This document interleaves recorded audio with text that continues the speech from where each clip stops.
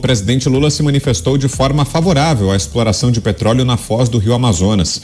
O tema tem causado conflito dentro da esquerda e do PT, já que o IBAMA negou o pedido da estatal para perfurar a bacia do rio por alto risco de gerar danos socioambientais. Quem também se posicionou contra a exploração foi a ministra do Meio Ambiente, Marina Silva. Lula, no entanto, afirmou achar difícil a existência de efeitos negativos para a Amazônia e meio ambiente se houver exploração de petróleo na foz do Rio Amazonas. Já Marina Silva afirmou que uma eventual exploração na região amazônica seria, abro aspas, destruir um presente de Deus, fecha aspas. Você, Mota, 1 minuto. Eu estou aqui pensando comigo o que a Marina Silva entende de exploração de petróleo. Existe um ditado na indústria petrolífera brasileira que é o seguinte: o Brasil é um país tão rico que não precisa do petróleo, porque o Brasil negligencia as oportunidades que tem de extrair e aproveitar o petróleo. A produção de petróleo é uma indústria de longo prazo. A partir do momento em que você decide começar a produção em um campo, leva-se 10 anos para começar. O petróleo, em breve, vai ficar obsoleto como fonte de energia. Então é importante retirar o mais rápido possível o que tem lá embaixo. Valeu, Mota. E olha, vamos passar pela nossa enquete. Esse é justamente o tema da nossa pergunta de hoje, que está no ar desde o começo do programa.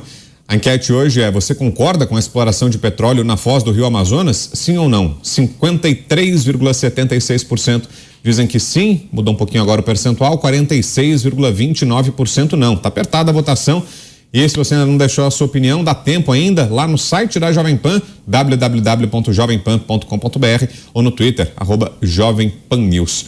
Vou transferir para você, Beraldo, a nossa enquete. Se você estivesse lá votando, qual alternativa você assinalaria? Vitor, eu tenho certeza que a esmagadora maioria dessas pessoas que estão se dizendo contra a exploração de petróleo na foz do Amazonas nunca estiveram no Amapá. Não tem a menor compreensão do que é o atraso na vida da população do Amapá e de toda aquela região. Porque ali tem de tudo, mas nada pode. E aí eu queria saber se a dona Marina Silva, que diz que a gente reverencia o Criador, mas quer destruir a criatura, ela mora numa casa de taipa no meio da floresta? Ela caça para almoçar? Ou ela gosta de viajar de classe executiva, de ir em restaurante bom e viver bem? Porque parece que está falando como se a gente vivesse assim num mundo encantado de Marina Silva. Mas a realidade é que esta riqueza precisa ser extraída e ser revertida em benefícios para a população do Pará, do Amapá. O que está acontecendo ali é que já houve uma concessão para uma empresa francesa chamada Total. Lembrando que o Amapá faz fronteira com a Guiana Francesa, que tem uma infraestrutura, inclusive, muito melhor do que o Amapá, incomparavelmente melhor. E aí, a empresa francesa se cansou do IBAMA e desistiu, entregou para a Petrobras de volta.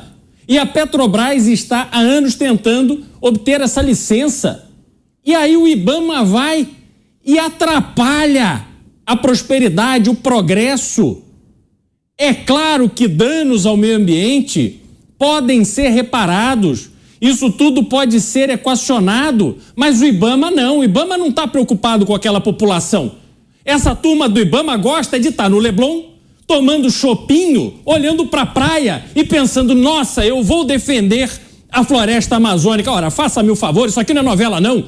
Vocês estão mexendo com a vida de pessoas de verdade que não conseguem ter um horizonte de prosperidade. E é por isso que o Brasil vive afundando, dando às próximas gerações uma falta absoluta de perspectiva, andando no inverso do que o mundo evoluído anda. O que está indicando seu radar aí em Brasília, Dantas? O Lula vai pro lado contrário ao da Marina Silva, pro lado pró-exploração, é isso, Dantas? Deixa eu fazer aqui só uma ponderação, Beraldo. Não dá para generalizar, não. Conheço muitos servidores do IBAMA que são chapa firme, que acreditam ali na execução da sua missão institucional e que são grandes trabalhadores, grandes profissionais. A gente não pode generalizar para nada, mas, neste caso, a Marina está isolada. O IBAMA teve uma postura radical. Por quê? Porque nós estamos numa fase do projeto que é uma fase quase que de pré-licenciamento. O que a Petrobras precisa é de uma licença para perfurar, fazer uma perfuração de teste. Teste por quê? Porque hoje você tem os estudos disponíveis, eles apenas estimam a presença do petróleo, a quantidade necessária para você extrair sem prejuízo. Então tem lá uma estimativa de 14 bilhões, né, de barris de petróleo, que seria, vamos dizer assim, já quase o dobro do que temos hoje de reservas provadas lá do pré-sal. Mas para vocês terem uma ideia, no início, quando saiu a notícia do pré-sal, falavam-se em estimativa de 170 bilhões de barris de petróleo, o que nos colocaria em terceiro lugar no mundo em produção de petróleo. Estamos muito longe disso, estamos lá em 16º.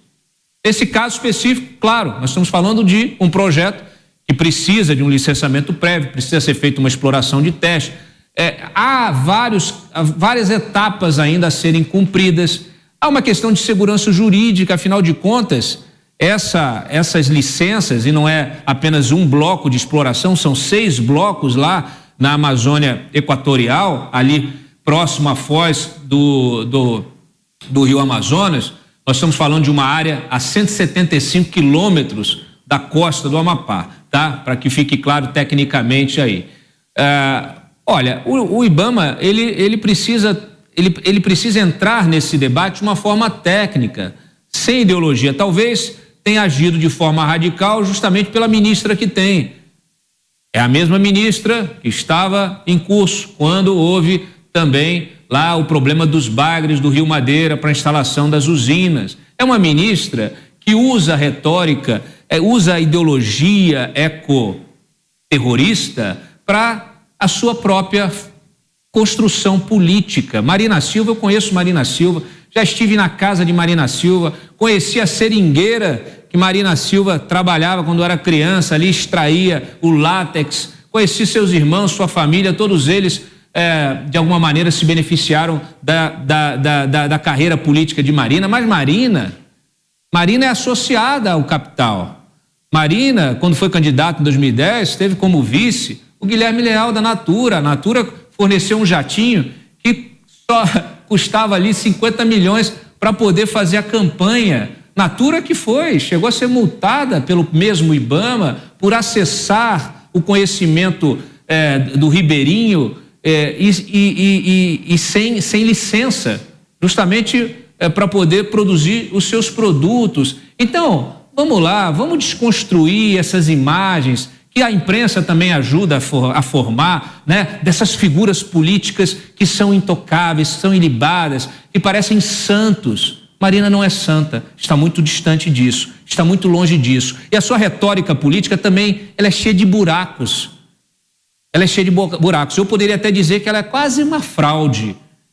Assim como é o discurso do PT, o discurso do governo do PT, que também, quando está na oposição, se coloca contra qualquer projeto de desenvolvimento que tem ali algum tipo de risco ambiental. Gente, todo investimento tem risco. Vários deles, especialmente aqueles que demandam extração, exploração, eles têm o risco ambiental inserido. É por isso que você tem de fazer estudos prévios para poder minimizar o risco e garantir compensações a essa exploração. Nós temos explorações de minério no país inteiro. Está aí a Vale explorando diversas minas no país inteiro, estados que são, alguns deles até o estado do Pará, municípios controlados por uma empresa, porque a economia depende exclusivamente dela. E vocês vão me dizer que não tem impacto ambiental? Tem impacto ambiental, mas você não vê a Marina falando disso. Por quê? Porque só interessa ao discurso público da Marina a Amazônia,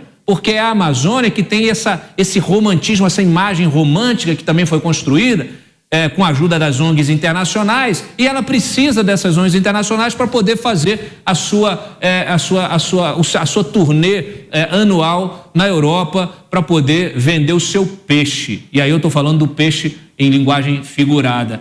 Então, infelizmente, agora ela está isolada no governo, como já aconteceu em ocasiões anteriores. Resta saber se ela vai entubar, colocar ali as suas críticas dentro de uma caixinha, ou se ela vai desembarcar do governo.